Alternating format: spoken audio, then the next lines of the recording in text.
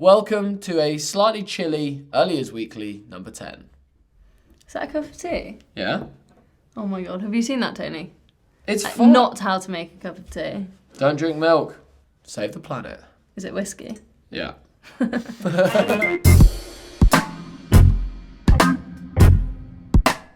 Hello and welcome to Early Years Briefing number 10. Number 10. So we've got a couple of stories this week.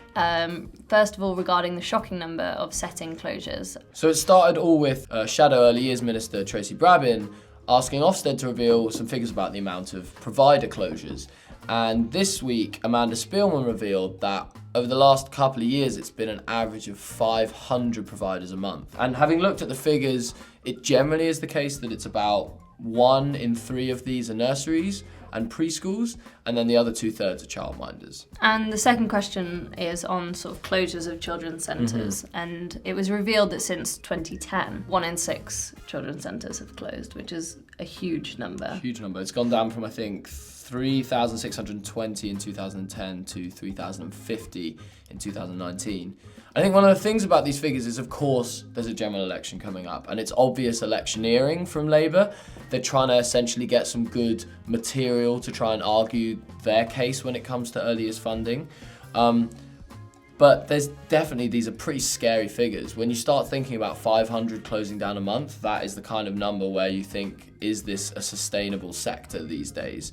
And as Neil Leach from the Early Years Alliance notes on the children's centres closures, this kind of a 6th closing down doesn't even tell the full story. I mean, those that are remaining, these 3,000 odd that are remaining, are so massively underfunded that they're also not able to kind of give out the care that they should be.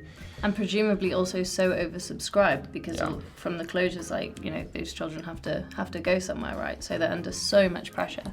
As Neil Leach also said, that the early years needs to be less of a kind of political football ground, and all parties need to make, you know, properly costed pledges, and commit to ensuring that the providers are given enough to remain sustainable. The second big story of the week comes out of the Department for Education, and it is the details finally about what their 66 million pledge in the last budget will actually mean for providers. Ruby, do you want to take us through the details? Yeah, I don't think it says exactly what it'll mean for providers necessarily, because it is basically telling us that the local councils will be receiving 8p an hour extra for 2-year-olds and up to 8p for 3 and 4-year-olds. Obviously it will differ from council to council, but it may be a case of them receiving even less than that 8p.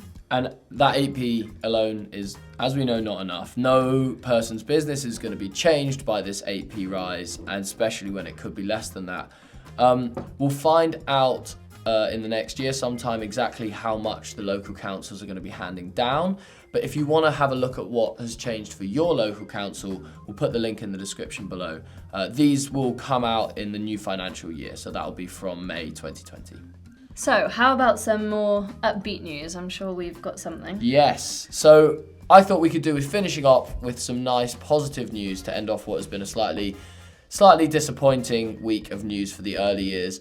This was a lovely video that Sue Asquith shared on our Facebook community, Always Learning. And it was about a mother who bakes cakes for children who maybe can't afford their own cakes. She makes these gorgeous, creative cakes, and it's just a little 2-3 minute clip from BBC News, and I really think it's worth watching just to put a smile on your face.